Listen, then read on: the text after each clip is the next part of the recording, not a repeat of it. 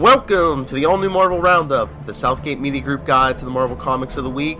As always, I am Phil&rsquo, and joining me is... Charlie Esser. Alright, Charlie, let's get into it. Good week, Christmas week, so, I think I will start with Star-Lord number 2. As we saw last month, Peter Quill is, he figured out how to engage the hyperdrive on the, alien spaceship that NASA found, but now he's, like, adrift in space. So he's trying to fix the ship until he gets picked up by another alien ship, and guess who's on that ship with his crew? Yondu? Yep. Good old Yondu. Yondu and the Ravagers. And tells Peter he wants the ship, or he wants everything he has, and then they'll just, like, set him back out adrift, and Peter says no. He puts, while Yondu and all of them are on his ship, he pushes them out the hatch, and Peter tries to take control of Yondu's ship. He says, "This ship is the property of Peter Quill, king of all pirates." So Yondu gets back to him, and Peter's like in Yondu's, I don't know if you'd call it a treasure vault.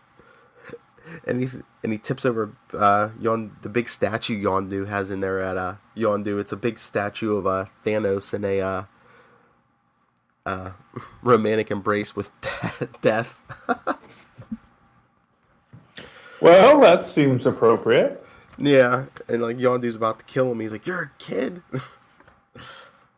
And Peter's like, "Make me a part of your crew." He's like, "Who else has been able to get the better of you and all this?" And so Yondu's like, "Okay, I'll make you part of the crew." And at the end, they show they basically have he has Peter basically vacuuming the floors of the ship. And yeah, but the last panel of the issue, foreshadowing.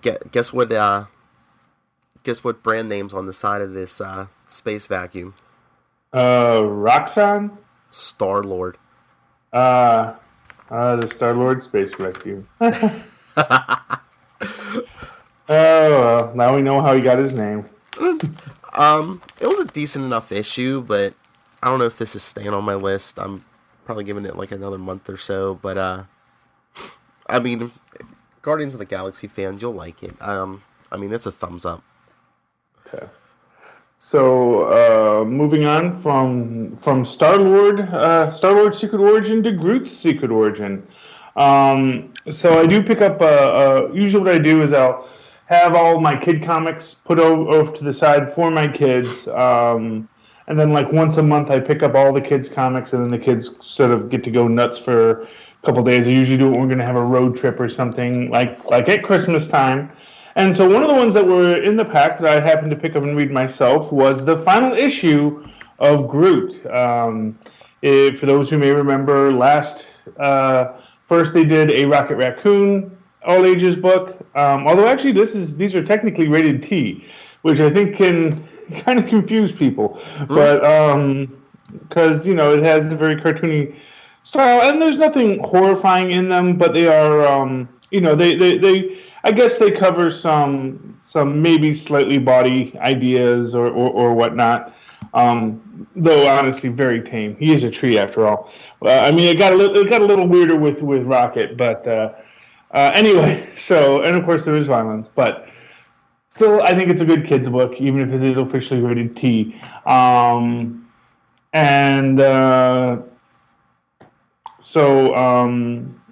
The first book, Rocket Raccoon, dealt with like the secret origin of Rocket, where he's trying to find, he finds the Book of Half-World, and then basically says, I reject this as my history because it's too crazy, and walks away. And this is, and actually I haven't been reading Groot, but I just happened to read this one, and it does give a nice little summation of everything at the end. And basically, For some reason, Rocket and Groot are going to Earth, and they have a checklist of things to do when you get to Earth. And they, Star-Lord tells them to, go listen to some of his favorite bands. Of course, all of his bands are very old guys. So they're at the Fresno County Fair, and there's some old group of rock stars there. And Rocket says he likes the worst Flarkin music. Can humans even get this old? Then Carol, Captain Marvel, tells them to stay in her place in the head of the Statue of Liberty, which, again, the head of the Statue of Liberty is not spacious. It's like a 4-foot platform on which you can stand and look out the very tiny windows of her head. But here they have Groot standing fully up inside of it because comic books, and they watch Star Wars and eat pizza, New York pizza. Gamora and Drax say, yes, we hear that they have the greatest villains on Earth. Be sure to fight them. And they first fight some fellow named the Clam. But then they get into a whole free-for-all with the Warthog and the Grey Gargoyle and several other secondary villains. Although the guy in the Scorpion costume says, I'm not even this Scorpion. I just found this costume in a landfill. But they beat all of them up. And then we find out that the main reason, we find this out in a minute. The reason why Groot came to Earth is to find someone. And Kitty tells them that if you're going to go to Earth, don't worry about hanging out with the Avengers. Go party with the X-Men. And you have a very cute scene of young Scott hitting on young Jean and her being kind of oblivious to him. And then Groot comes up and just starts speaking telepathically with Jean. And of course, so we get a whole conversation of Groot explaining himself and why he's here. And we get this great little backstory on the Groots, all of Groots, because of course, as many people have pointed out, that Groot originally is from a monster comic where he was, the monster. And then they repurposed him for Guardians of the Galaxy. But here we have basically where it shows that all of Groot's people, they were conquerors and they were monsters and they invaded the earth and took people, they came for conquest, for science, for fear in the name of the Empire, and that was their way. And then one day he sees this little girl that they captured and she realizes that Groot is not like the other Groots, and he decides to break her out of the little holding cell they have. He takes her to the teleportation tree, gives her a little glowy magical flower thingy, and sends her off to Earth. And for his betrayal, Groot is exiled, winds up wandering the universe, and eventually hooks up with the Guardians and has a nice time. Meanwhile, the little girl planted the flower he gave her, which grew into this very beautiful glowy space tree on her farm. It's a good thing she didn't live in New York, because then, she would have had no place to put the tree. But luckily, she lived on a farm somewhere in the American West, and or Midwest, possibly. It's got mountains, so probably the West. And she grew old with the tree, and then one day Groot comes, and they sit down and they talk about how all the adventures they each have had. I am Groot, and that's the end. And it was a sweet book. It really was. It was very nice. I do even like I said, even though technically this is a tea book, I would rate it as all ages.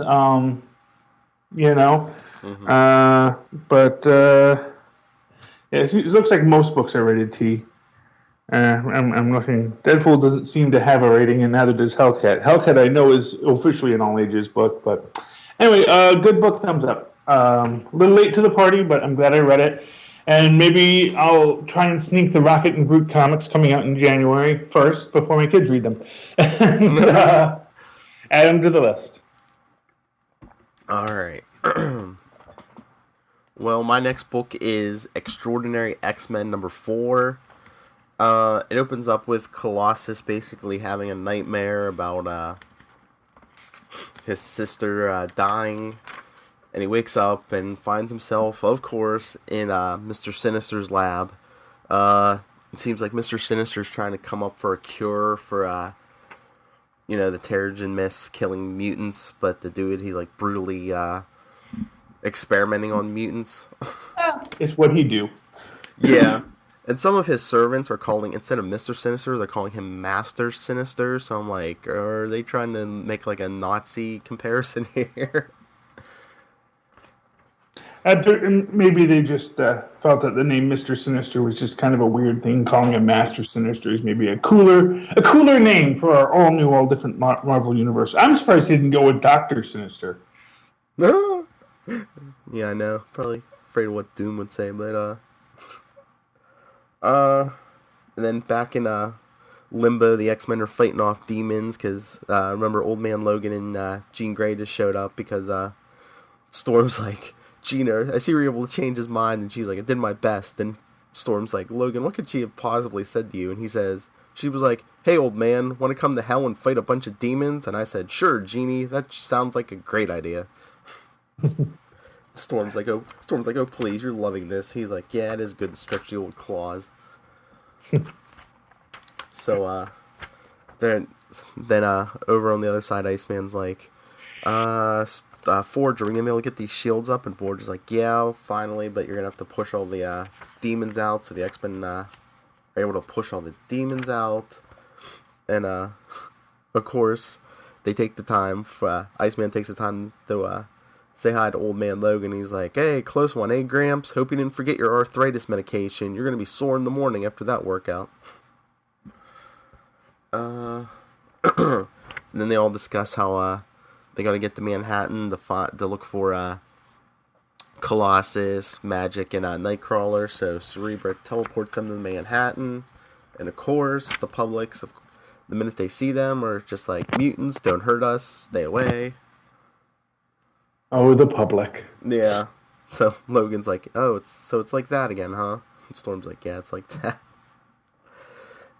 And so Logan's asking Jean if she's okay, and you'll enjoy this part, Charlie. Iceman goes, yeah. Oh, look, you two have a cute father-daughter thing going now, huh? Or he's like, or I guess it's more of a grandfather-daughter thing. He's like, wait, it is a grandfather-daughter thing, right? He's like, because if not, that is just creepy. Yes. Thank you, Iceman. Thank you for saying what we all were thinking. No shipping. So they're back in, they have Sinister telling everyone, these experiments are for the best. He has, Colossus's powers locked down so he can't use them. And then all of a sudden, all you see are, 3 claw points poking out of Mr. Sinister's chest from the other side. Then the X-Men start attacking Sinister and his new Marauders. Until they seem to be winning until Mr. Sinister unleashes his secret weapon. First, a guy pops out of a pod from behind. He has a metal arm, so it kind of looks like Cable. But the last page, they pan around to the front. Who is it, Charlie? Winter Soldier. No. I guess, I don't know what kind of experiments they've been doing on him, but it's old Cyclops. Oh, yeah, I remember. I saw that reveal. Oh, so that's a robot arm. I thought that was like a kind of... I thought that was supposed to be some kind of, insect Terrigen Mist mutation arm or something. Okay. Unless it is, I don't know. I the first thing that just hit me was, Cable, like father, like son, but could be something like that. I don't know. But, really good issue. I give it a big thumbs up. From demons to Moradon, Space Wizard of the Fifth Cosmos. New Avengers #4. So when last we left our intrepid heroes, and this is something I want to comment on about the Terrigen Cloud and everything. It seems to be a little bit inconsistent with exactly how problematic this is for mutants. I mean, some people are saying it's killing everyone. Other people seem to be, functioning relatively fine. So I don't know if it's just some mutants who are getting it. But anyway, so last issue, Billy and Hulkling, I'm forgetting Hulkling's real name, got kidnapped and were shipped off to a planet of Kree-Skrull hybrids. The rest of the Avengers are now taking Avengers 1 up to go save them. And Hawkeye's making this whole point about why aren't we taking Roberto? He's super strong and can fly and shoot fire. He's really one of our powerhouses, but we haven't used him in the field yet.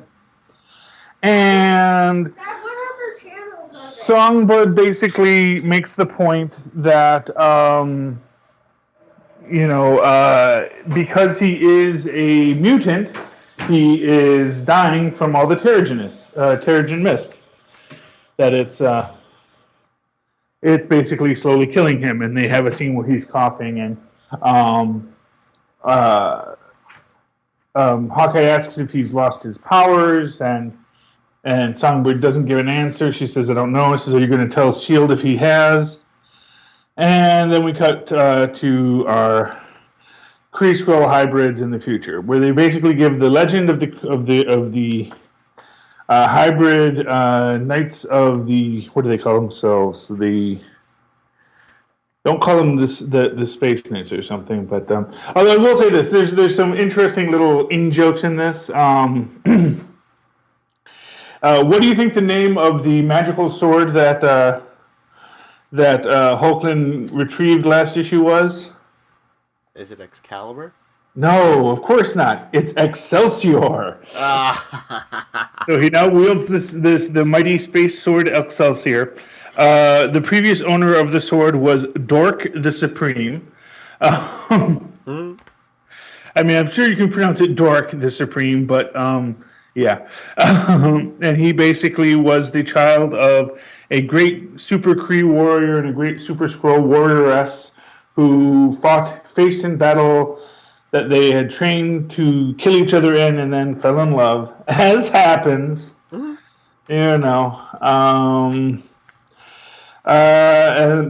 they basically have been gathering together all of the other Kree-Skrull hybrids because they have been being persecuted by their own two races because they are essentially, dangerous, I guess, is the idea that, that for two races that always wish to have war, that there are those who are of both races and can serve to unite them is problematic. Anyway, so they go to speak to Mirren the Magus, who, as you may recall from last issue, has been possessed by the aforementioned Moradun, Space Wizard of the Fifth Cosmos. Fight ensues, and Moradun is basically saying, "Too late now to stop or harm me, but if it provides us distraction, we'll play pretend." They have a little fight. The rest of the Avengers show battle. The Avengers assemble. Tippy Toe has a little space helmet on. It's very cute. The mighty sword Excelsior goes into Moradun's body, destroying him. And the Space Knights tell Hulkling, it's okay. You go on your way. If you are not ready to lead us, we understand. You would not be the man worthy of the sword Excelsior if you would just abandon your friends. Yada, yada, yada. Meanwhile, Hulkling is thinking back to the words Moradun said, where he stated that he is life. Life eats and claws, lays eggs, infects. If it provides us distraction, we'll play pretend. And then you see him and Billy talking, and of course, Power Man in the last issue was giving Billy all sorts of flack about the fact that he goes by the name Wiccan. And then Billy says, no, I do need a new name. I think I'm going to go by Demiurge. And then you see in his eye is Mordun's evil, demonic fifth cosmos spirit. And next issue, we team up with the Avengers of 20XX. Some other point in history. But we get a nice Space Thor and female Captain America, but not Roberta. It'll be cool. We're looking forward to it. Good issue all around. I do like the new Avengers. There's a nice dynamic to the team. I'm really liking the team, and I haven't quite figured out exactly where they're going with everything, but I'm liking where it's been. Thumbs up. Thumbs up. All right. All right. I'll go next to Astonishing Ant-Man number 3. No, what?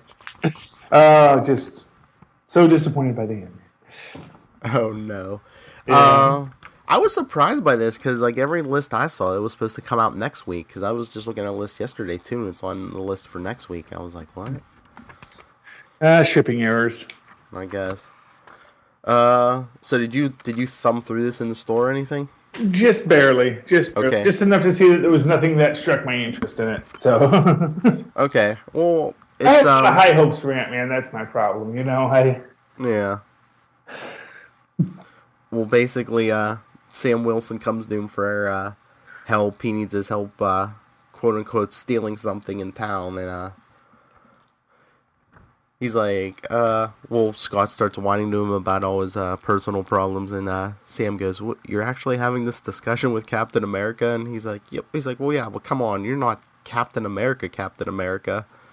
And Sam's like, "I can't believe you just said that." And he's like, "Hey, no offense, I get that all the time too." He's not Ant-Man.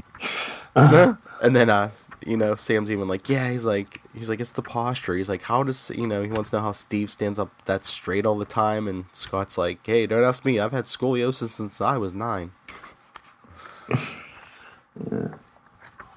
And then they go and tell Machine Smith they need his help, and he's all like, no, I'm not going to help Captain America, any Captain America, until he hears they want to steal something from S.H.I.E.L.D. And then Machine Smith's like, oh, okay, now I'm in. So they board this ship, and someone again, else... why is everyone just so cool with Machine Smith? His last adventure was literally recreating the super soldier serum, attacking Captain America, and trying to sell it to Hydra. Yeah, I don't know. And he worked for the Red Skull for years. And he keeps on talking about it, I know.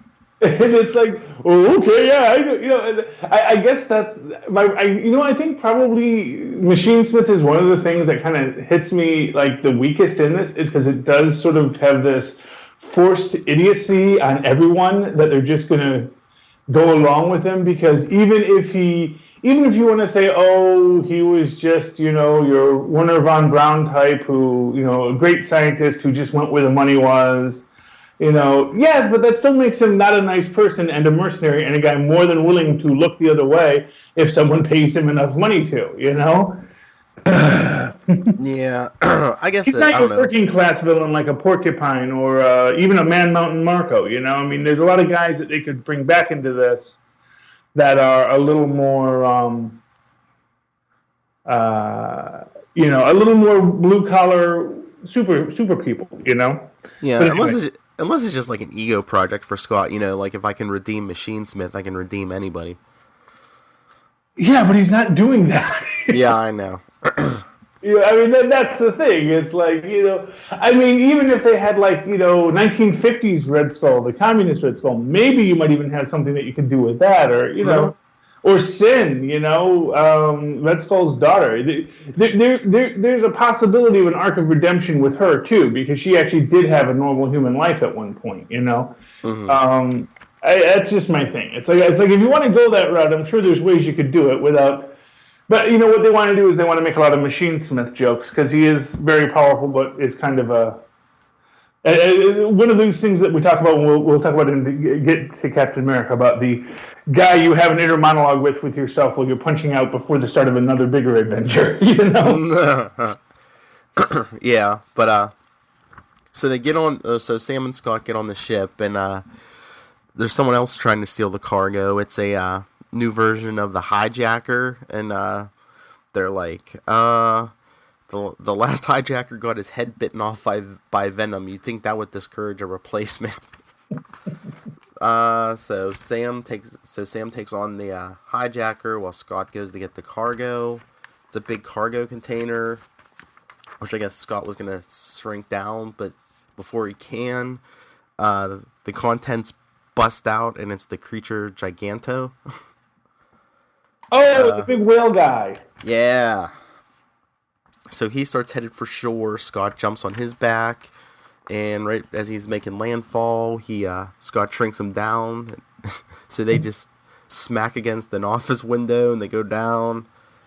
And by the time they hit the ground, I guess Giganto's the size of a small dog, because he's like wrestling with him on the sidewalk, and some woman comes out of a door and goes, "Oh, cute dog."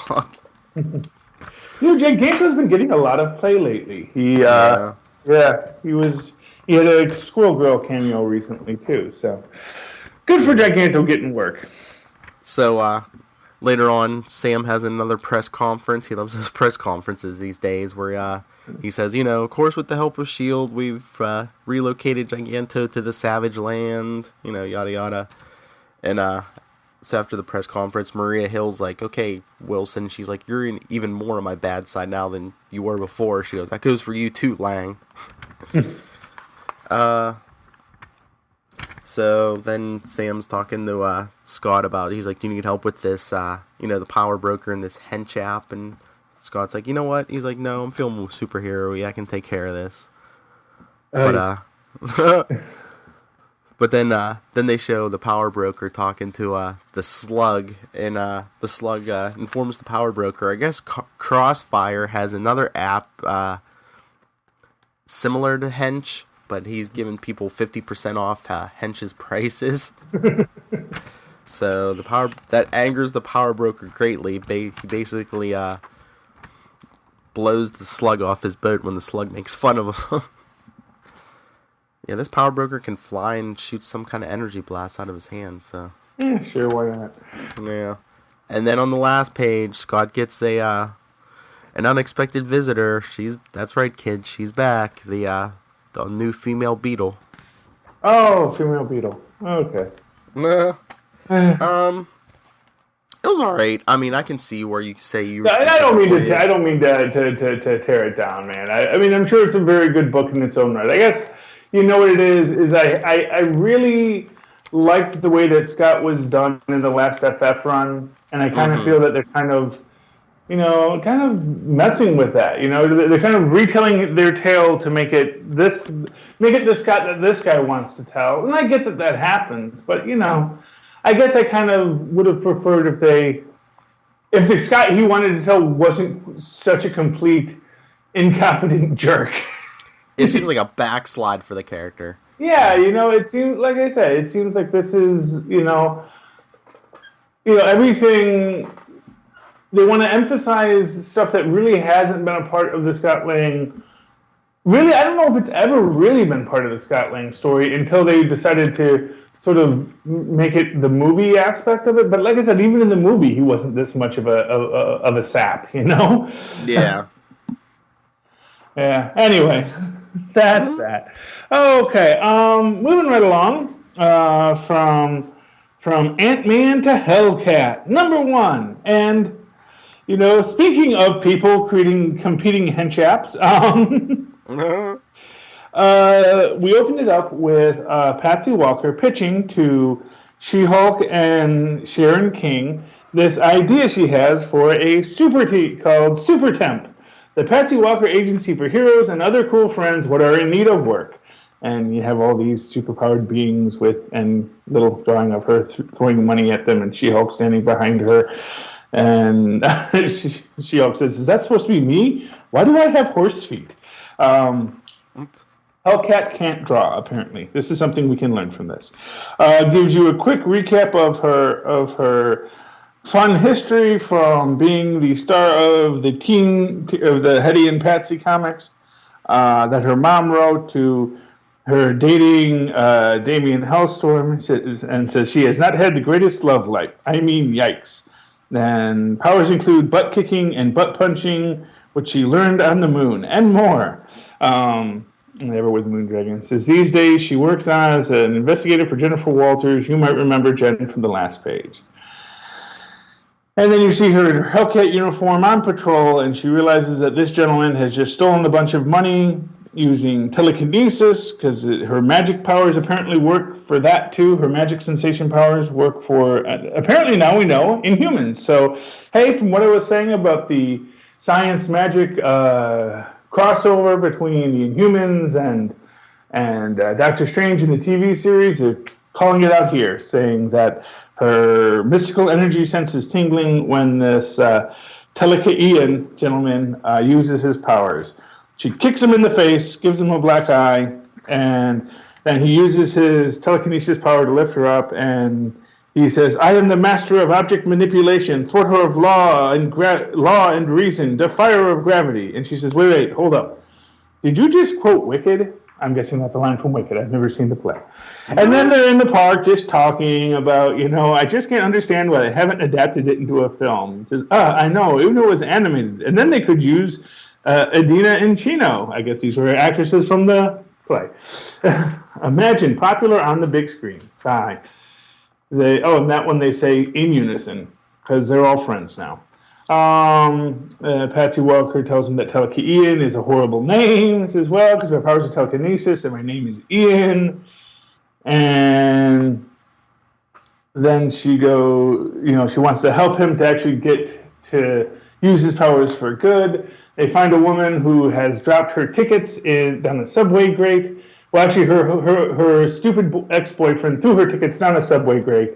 But they don't know how to get them out, and then Ian uses his powers to save them, give her tickets back, and then Patsy Walker goes to tell her hipster ex-boyfriend that he's a jerk, and they hang him from a flagpole, which is really, I don't know if that was the best message, but then again, Patsy does not have the highest impulse control. And that's when she sort of comes up with her idea for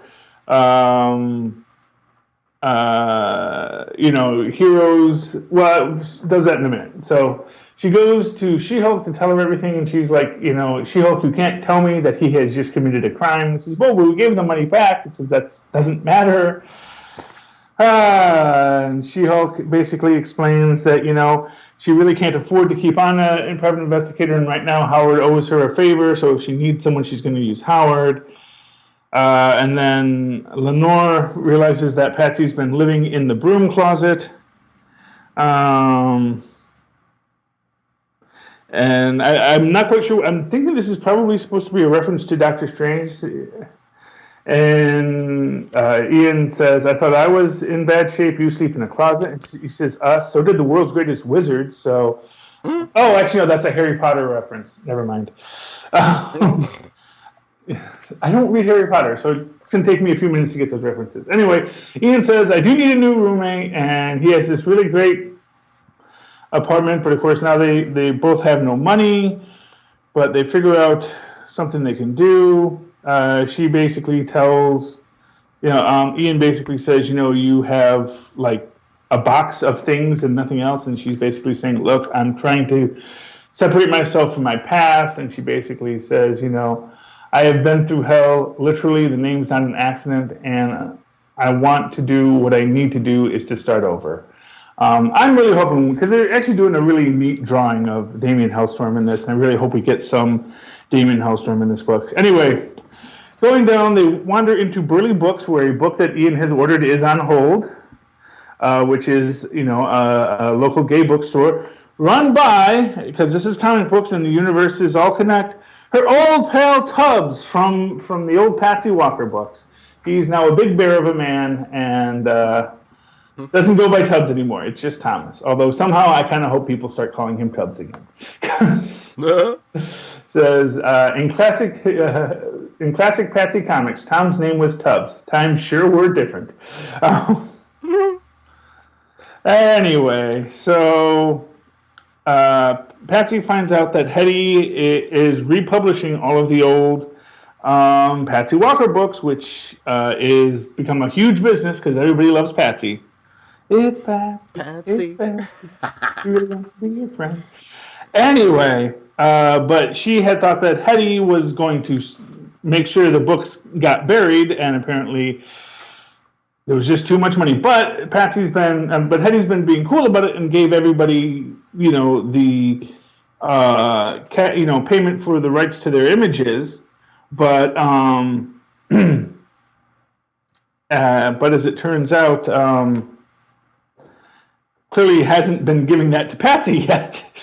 So She-Hulk says, "I'm sure we can get it all sorted out. We'll talk to her." And then we cut to the scene from the beginning where she explains that basically the plan is that the super temp will help guys like Ian, because he says there's lots of us out there, people who've suddenly got these superpowers who really don't know what to do with them because they don't want to be superheroes, they don't want to be supervillains, they just want to work a job. But most employers, when you say, "Oh, and every so often, things I touch burst into flames," they think that's a negative, And so she gets this idea of pairing, as we've seen in Squirrel Roll, as we've seen in other places, this idea of taking people with superhuman powers and giving them a day job where their superpowers are actually kind of helpful. For example, Ian got a job at Burley Books, is moving his boxes and helping him get things organized, because it's easy when you have telekinesis. And Patsy takes a job in retail. She has a little apron that says Patsy on it. I don't know where she's going to be working, but I'm looking forward to seeing Patsy in retail. Really liking Hellcat. Looking forward to Hellcat too. Thumbs up. Is this my pick of the week? No, not yet. I mean, it got real close though. It was a really fun, great book. Okay, what's your next two books? All right. Next, I think I'll go to Daredevil #2. It starts off with Matt in court and the big villain Ten Fingers. They're basically going back and forth.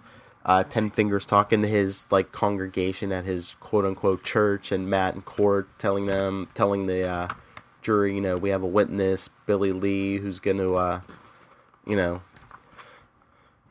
basically Matt's going to take Ten Fingers down because Ten Fingers is using this church as a front, for criminal activity. But not for long, because Ten Fingers sends some guys in who get the Billy Lee in the courthouse and basically take off a couple of his fingers to intimidate him into not talking now. Which, Matt's in the same building, so I don't know why his super senses didn't pick this up before he gets to the room where Billy's at. No, don't pay no attention to the hole in the plot. But I think, yeah. It seems like a successful mission, but Ten Fingers isn't happy because he told his guys to kill Billy, but they didn't. They just ended up chopping off his fingers. Well, no, wait a minute.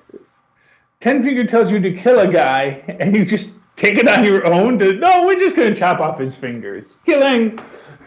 That's wrong. I mean. Well, the one guy, what did he say? He said something about, I guess he thinks if they killed him, it would bring too much heat on the church. So Ten Fingers is like, okay, you were looking out for the church, but, remember, you follow what I say, and. But so later, I don't know. That's a bad sign when your henchmen start second guessing you in the second issue. I'm just saying. Yeah. Well, yeah, we'll get into Ten Fingers bad things later, but yeah. So later, Matt's all mad. So Matt's all mad. So we're basically saying Ten Fingers is no Hammerhead. No, as far as being a criminal mastermind. Okay, sorry. Don't mean to interrupt. I'm sorry. That's okay. But so later Matt's all mad. He's training, his new protege, Blind Spot, and Matt's like, Blind Spot's all invisible, but Matt can see him with his senses, and he's like, "You need to talk more." And Blind Spot's like, "Doesn't that wouldn't that defeat the purpose of being invisible?" And Matt's like, "Well, you need more weapons in your arsenal." He's like, "We all use we all do the talking thing." And Blind Spot's like, "Okay." He's like, and Matt pins him down, and because Blind Spot's like thinks all he needs is to be invisible, and Matt's like, "You need more than you need to be the weapon. You don't need to rely on your gadget, because it can be taken away from you." And Blind Spot's like, "Well, Tony," he's like, "Where is this? I want to get this." He's like, "Well, it seems to work out for Iron Man," and Daredevil's like, "No." He's like, "You could drop Tony Stark naked in the middle of the desert and he'd fly out in a jet made of sand and cactus needles." He's like, "It's not your stuff that gives you power, it's your brains." Yes, that is true. So then Blind Spot's going on about how Ten Fingers is basically using, illegal aliens, and, no one seems to care because, they're illegal, so no one cares, but... another illegal alien story. Yeah, so Daredevil's like, okay. So that they basically break into the church, and Ten Fingers seems to have some mystic powers, remember this. Okay. But so Daredevil drops down, and he's like... And Ten Fingers is like, "You have no place here in this church, devil." And Daredevil's like, "I don't care about your church right now." He's like, "You stole that power you have." He's like, and the people who you stole it from are going to want it back. And on cue, 2 arrows take out 2 of Ten Fingers' guys. And the people he stole the power from, of course, break in at that moment. "We are the hand. And we will take back what was stolen." Oh, Ten Fingers. This was close to being my pick of the week, but, there wasn't as... Like I said, the whole thing with Matt kind of... They had me scratching my head, and there really wasn't much action until close to the end, so... But, it was good. I still give it a thumbs up. Well, I'll give you this to help you with that. These courtrooms are pretty big. Courthouses are pretty big. It may have been a distance away. They're also relatively noisy places, so unless someone is screaming out for help, it might not register with Matt, and again, it has to do with, because assumably he's in a holding area and Matt's all over in the business offices, I could see it, even if they're in the same building, and not be something that Matt's gonna hear if he's off doing something else, one of the things to remember about hypersenses is that they really, in order for people not to get overwhelmed by their hypersenses, there's this assumption that there's sort of a manual shutoff, so you're not hearing everything constantly, because that would drive you insane. So if you're not focusing on using it and directing it, it probably isn't as effective as you might think, because if he was listening to everybody's conversation in the entire building, he's mostly probably at this point trained to wait for someone to say, "Daredevil, help," or "Matt, help," or "Spider-Man, help." Yeah, I get that. So I can give it, depending on how they set up the scene, I could give that. I could say, yeah, I can see where they were going with that. But having your henchmen totally ignore your orders, like your second issue again, like I said, and I still say Ten Fingers would have been better if his fingers were 7 on one, 3 on the other. If he had just the 2 extra claw hands on his right hand, and a Nightcrawler kind of 3-finger hand on the other. To me, that's a cooler Ten Fingers. And you don't have to draw so many dang fingers. Everyone knows. I'm guessing the guy who came up with the idea for 10 fingers is really good with fingers and really good with hands. So drawing 10 fingers was easy for him. But that's something. But it pretty much guarantees that no other artist is ever going to want to use this villain in the future, because they're like, too many fingers to draw. Okay, what's your next book? All right, my final book of my own is Amazing Spider-Man number 5. Yeah. Um, yeah. It starts off in Peter Parker and Mockingbird leaving Africa, and basically while they're in the plane, Mockingbird like socks someone, and he's like, "What?" And she's like, "I admire you for dropping everything to save your aunt." Remember last issue? But she's like, "But you forced me to drop everything too." She's like, "No one makes me bail on a mission, Peter." Mm. Uh, so they're trying to figure out what Zodiac was up to because half their bases were fakes. And Peter figures it out, and he's like, well, because I guess they were when Shield scanned the whole planet. Zodiac was piggybacking on it because they were looking for something. And Peter's like, oh, their scan stopped in London, so head for London. So they head for Parker Industries in London. Oh, and that's where Otto is, right? That's right. Well, yeah, and your favorite Miss Marconi, but oh, good old Ms. Marconi. But yeah, the living brain. They show him thinking, mindless dolts. You have no idea how pretending to be your lackey grates upon my superior intellect. Oh, so I didn't even realize he had a scene in there. Ah, I should have picked it up. Yeah, they basically just they show the little auto heads in the face, and they're just like mindless dolts. Yeah. Of course, they had to throw in superior intellect. Yes. Well. Yes. See now. Something. Are they doing any shipping with Marconi and Pete? Because I know that Marconi was kind of shutting him down with the last couple issues. Pete was kind of like, "Hey, Marconi's pretty awesome," As of course she is pretty awesome. Yeah, not really, because they don't have time because everyone converges on London because that's where Zodiac's coming. But so they're all having a meeting in Parker Industries, and this thing that seems weird to me is I guess Nick Fury doesn't know Peter Parker and Spider-Man are the same person, but Mockingbird does. Hmm. Well, yeah. Obviously, there was a lot of restructuring, and now this is, of course, young Nick Fury. Well, young Nick Fury isn't like Director Fury, so his access is less, perhaps. Uh-huh. But I guess it's not. I guess it's not Shield knowledge at this point. And I don't know if this is part of Brand New Day or part of All New, All Different, that whatever deal Pete made to get him to have his own company, I'm guessing has the added effect of his role as Spider-Man is a little less known. I'm guessing.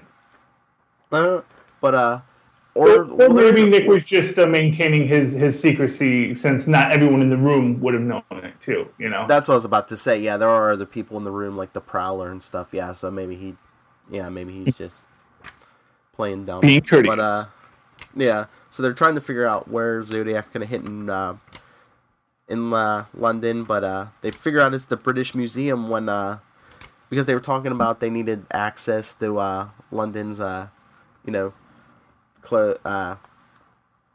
the cameras in London, and all of a sudden they have access because Peter's like, how'd that happen? Yeah, and Peter's like, how did that happen? And they're like, oh, look, Parker Industries nanotech got somehow released in the London CCTV system and interfaced with it. Boy, I wonder how that happened, Charlie. Yeah, I wonder. Although, man, that's a little bit of a violation of civil rights. They do have those in London. And Spider-Man and Parker Industries is not a duly designated law enforcement agency, so this could come back to bite them. So, although that is the kind of move that Otto would do, Oh yeah. So Peter and Johnny Storm race to the garage, and Pete's putting his suit on, and Johnny's like, well, which spider vehicle are you taking this time? And Peter's like, we're in a city with tall buildings. He's like, I'm going to take the greatest Spidey vehicle of them all. Thwip, thwip. He's like, or should that be pip, pip? Mm-hmm. Johnny's like, okay, even I know Brits don't really say that. Yes, well, I'm sure someone says pip, pip. People say pip, pip, just if nothing else to be ironic. I'll give that, but yeah. So the good guys make it to the British Museum. They're fighting Zodiac, all the Zodiac, and Scorpio basically cuts open the Rosetta Stone and takes something out of it. Something that looks like an ashtray, I think. But But it's a magical ashtray. Ooh.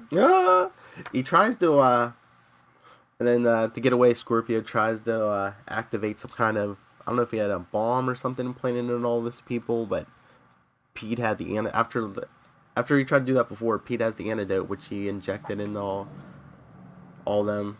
I guess he had it in the web shooters. Wait, what antidote?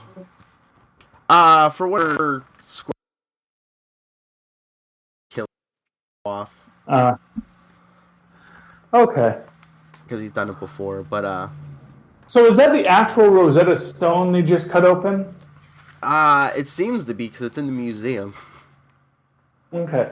Yeah, I find it interesting that a mystical artifact was hidden in the Rosetta Stone, because the Rosetta Stone itself is only significant because it helped people translate ancient Egyptian hieroglyphs, but it's actually just like a pretty standard like flyer from the emperor at that time written in 2 languages, and that's why you could translate it, because it could translate one and then, and this relates to this, so you could actually do that. But there's nothing of great mystical importance Rosetta Stone itself. It just happens to be, a translated document that happened to have hieroglyphs on it, so that's how we could translate hieroglyphs. So maybe that's why. Sorry, didn't mean to.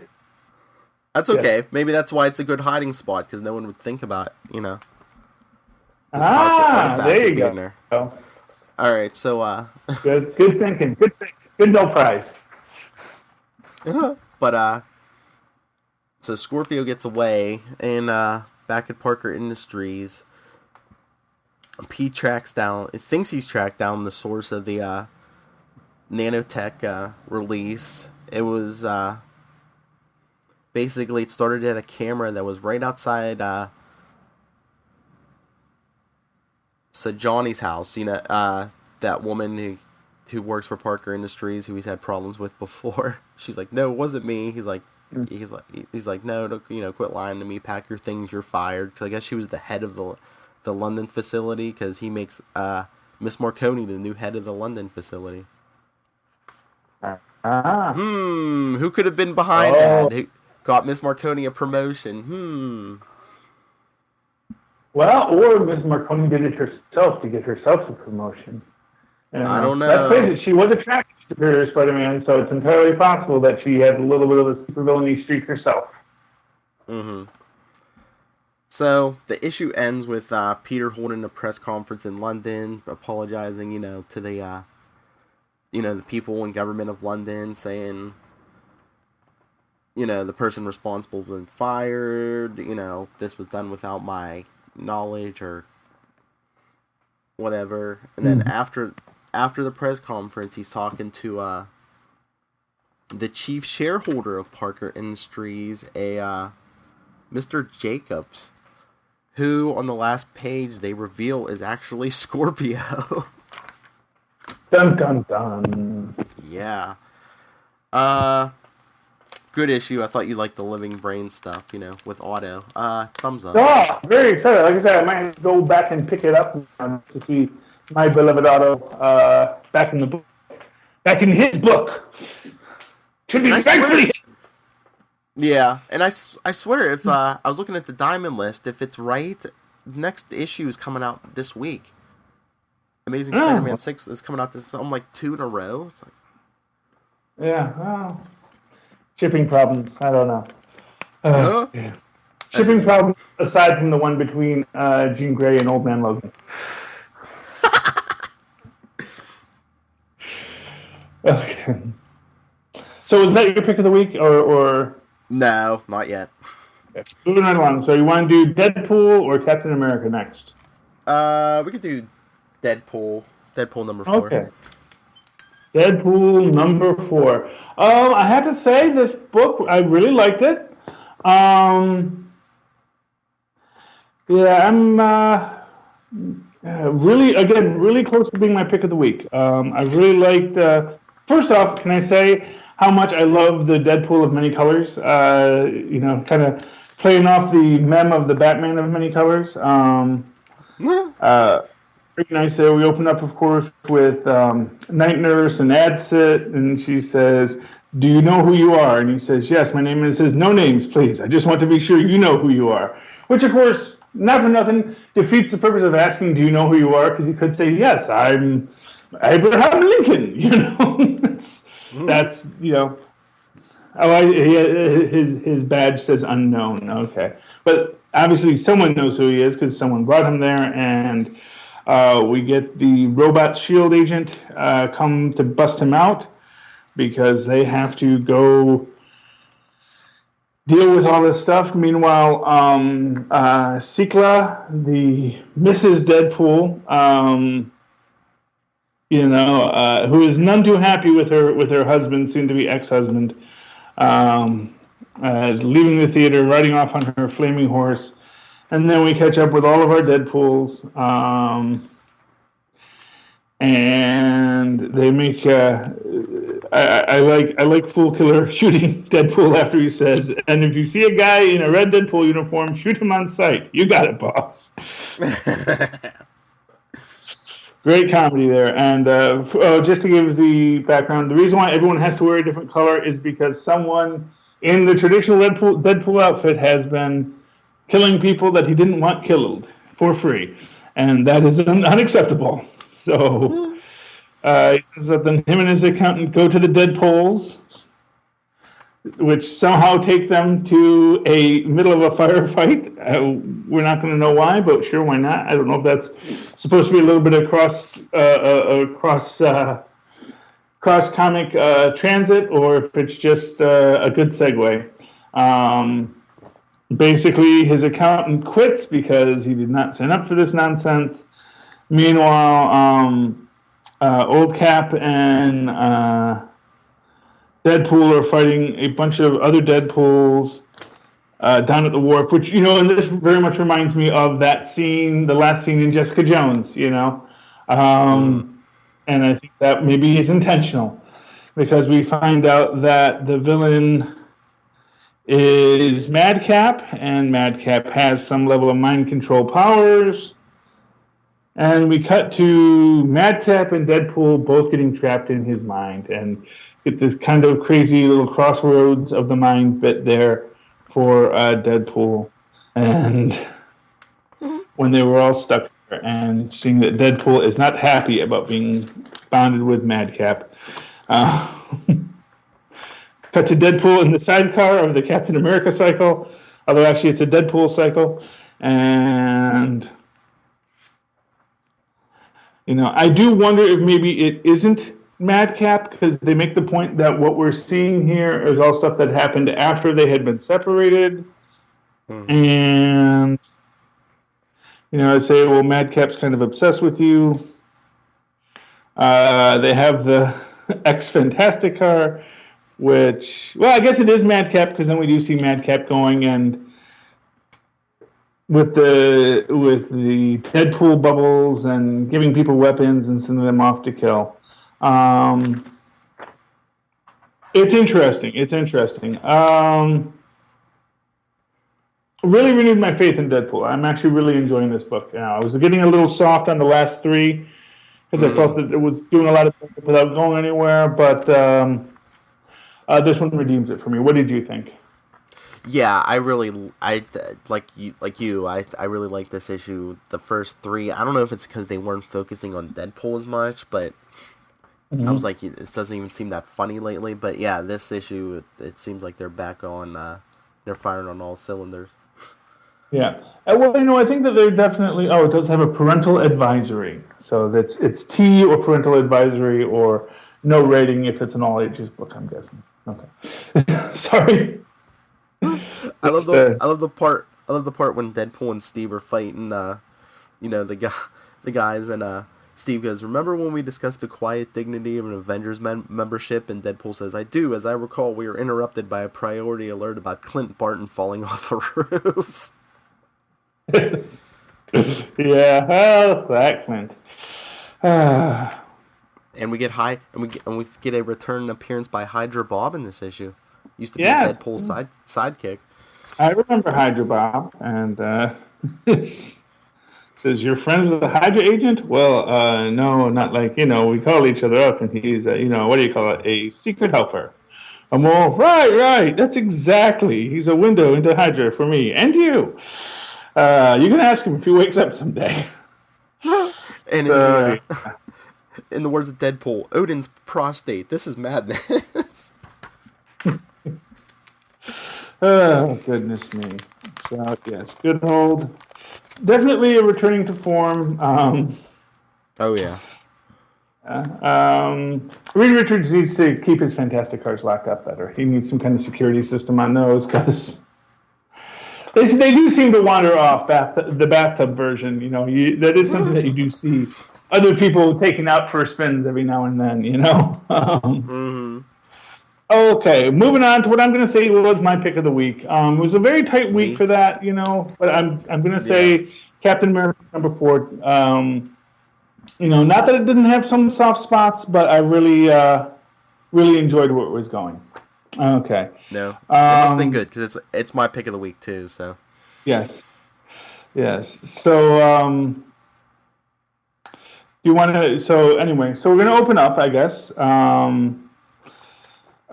open up with the boardroom meeting with Serpent Solutions, where Serpent's basically saying, you know, the Viper is basically giving these guys his pitch, you know, how they're basically going to do all this criminal stuff and pass the savings on to you.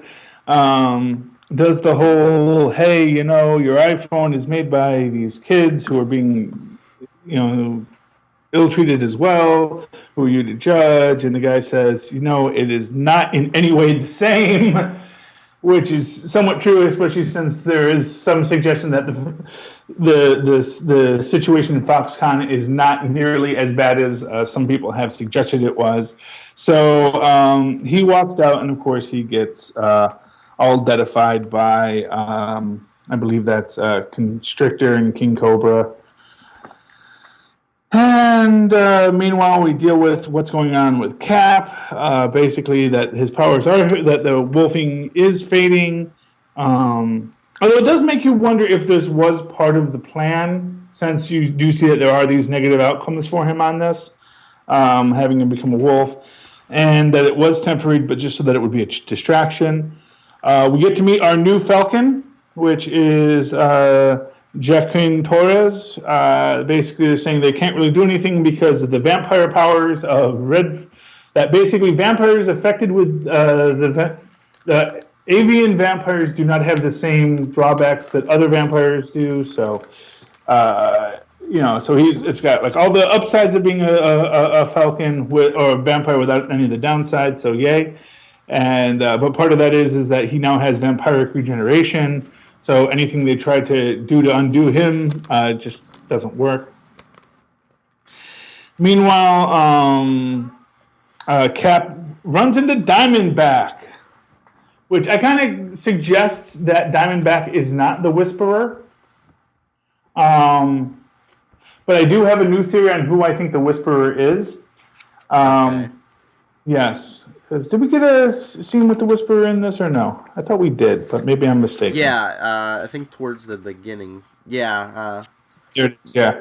So, yeah, because the Whisperer's explaining who these are. Now, it could still be Diamondback because we do get an interesting scene with that, you know. So, basically, as it turns out, Diamondback is apparently working at a strip club because I guess bouncing wasn't available, or maybe she's bouncing there. Maybe she's playing Cap for the thing. Although, as she makes the point that really, you know, getting punched for a living isn't that much more degrading than being a dancer. As an interesting, I just noticed there's this little woman that's silhouetted in black, standing by them while they're having their conversation. Mm-hmm. That makes me think about something that with regard to the Whisper that we'll get to in a bit. Anyway, basically, you know, she's explaining to Cap how, you know, the bad girl days are over, and I don't think many people care outside of my current clientele. Miss them much. Probably best I just fade into the background and find a new way to survive. But then, showing up here, something you've got surviving on the mind too. And then we've got the Viper playing golf. You know, and basically says, oh, yeah, we're going to take care of the Captain America issue because Captain America is hurting their deals. Meanwhile, they get attacked by the Serpent Society, and they seem to handle them fairly well until Diamondback seemingly gets stabbed by this girl with green hair. I don't know exactly which serpent she is. And that sends Cap into a berserker rage. He dispatches all of the other serpents, and then Rachel stabs him with a poison-tipped diamond. And we cut to Diamondback in the boardroom with the Serpent Society and Cap in chains. Dun, dun, dun. And next, the return of Falcon. Yeah, pick of the week, definitely. So my new theory on the Whisperer is, because as we know, we're getting a lot of people who are dead coming back to life.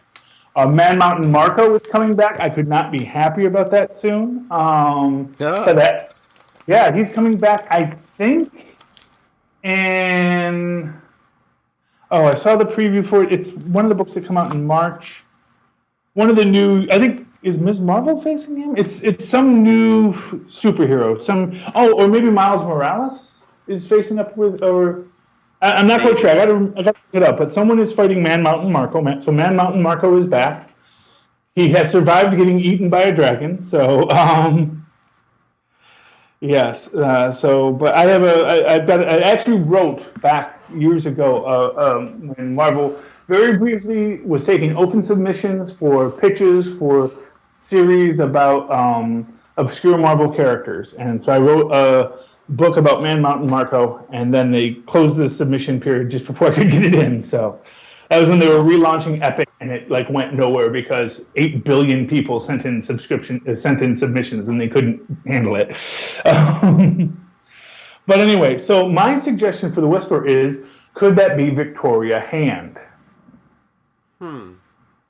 My reasoning being that Victoria Hand is someone who always was suspicious about A, the cozy nature of superheroes and S.H.I.E.L.D., and B, wanted S.H.I.E.L.D. more than anything else to be a legitimate force for good rather than just another, club for capes, And I could see her very much being bothered by the existence of a cosmic cube program.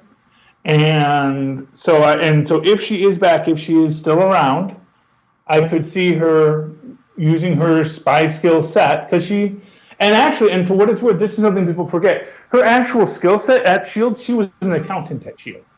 All S.H.I.E.L.D. agents get extensive training, but her job was sort of like May at the beginning of Agents of S.H.I.E.L.D. She was the person, running all the files, and so she would have access to a lot of the data in S.H.I.E.L.D. files that maybe people want to keep hidden. And so I think that Victoria Hand returning as the Whisperer is a real possibility. And I would really like to see it, especially if she has, possibly because she did have a mystical death, has some knowledge of the things that have transpired before. Here's the real question about this issue, though. Do you think Rachel really betrayed Cap here, or do you think that was part of their plan? I don't know. I would like to think it's part of their plan because, just from from the 90s, Diamondback was doing everything she could to get away from the Serpent Society. So just for the sake of continuity and everything, I just hope she's planning to double cross them. But to that extent, if Diamondback is the Whisperer, that little scene beforehand with the conversations with the Whisperer could have been them setting it up, But I don't. But for the Whisperer thing, where the heck's Sharon Carter been? No one's even mentioned her lately, or? Yeah. Like I said, it was always kind of weird them suggesting, now you and Cap can just be together because he's 90 and you're 42. But 42 and that's essentially 90 for a man, right? So you've aged 12 years in the time that he was gone, and he's aged 60. So he can retire and just be buddies. It's like. Like, it's sometimes comics do have real problems with women. Maybe that's why they don't want to. They haven't brought Sharon back because they realize that it is kind of an awkward. It's not as bad as Old Man Logan and Young Jean Grey, but just saying, well, you two belong together because neither one of you can be an effective superhero anymore. Which, of course, meanwhile, Cap is still being a relatively effective superhero, even with because he's still got all that old master ninja skill. He's like he may be asthmatic, but he can still get the drop on you, and he knows enough about fighting to stay on top of things. But so where is Sharon Carter? That is a thing. But I for one would love to see them bring Victoria Hand back. We may not get her back in the MCU, but it would be nice to see her in the comic books again. And if Man Mountain Marco and D-Man can come back, surely Victoria can as well. Although I gotta say, it's like everyone they're bringing back are all people that make me go, "Yay! They brought my favorite obscure character back! Yay!" All we need now is Jack Monroe. Oh yeah. And again, another possibility for the Whisperer. But for some reason, I do get the feeling the Whisperer is a female, although I don't have a reason to think that. Possibly just because we've been throwing out females for the Whisperer. But like I said, that silhouetted woman in the diner scene, it does make me wonder, because that's some spycraft hiding in plain sight stuff there. So it would not surprise me if that was meant to be a tell. I don't know. And for what it's worth, she's got her hair like pulled back in a ponytail. Sharon Carter has long hair. Of course, so did Victoria Hand. So anything is possible. She's got the little baseball cap on, so you know that she's hiding, because that's how comic books work. You put a brim on, and you can't be seen. No, because it's a two-dimensional universe. Anything that obstructs light or your face makes you completely unnoticeable. That's why Superman's glasses work. Because in a two-dimensional space, once you put something in front of your face, you are completely obscured. Mm-hmm. It's science. Science. All right. Okay. Is that it? That's it. I think that's enough for 1 week. Okay. All right, everyone. Share your thoughts with us. Anything Marvel, about our theories, about the books themselves. You can email us, marvelroundup@gmail.com. On Twitter, we're at Marvel_Roundup. And, of course, we're on Facebook, All New Marvel Roundup. And you can always talk anything Marvel or DC with me. You can email me, nightwingpdp@gmail.com. And on Twitter, I'm at nightwingpdp. And Charlie? Or you can always write to me at superconnectivityblog@gmail.com. That's superconnectivityblog@gmail.com. And of course, follow me on Twitter at Charlie Esser, CharlieEsser. Look for the 2 E's in the middle for quality. All right. Well, that's it. Come back next week. Remember, a lot more good books coming out. Probably another Amazing Spider-Man. That guy gets around. But, yes, come back. Join the fun. And remember, who is the Whisperer? Is it you? Is it me? Who knows? Good night. It's Deadpool! Ah! Good night. Good night.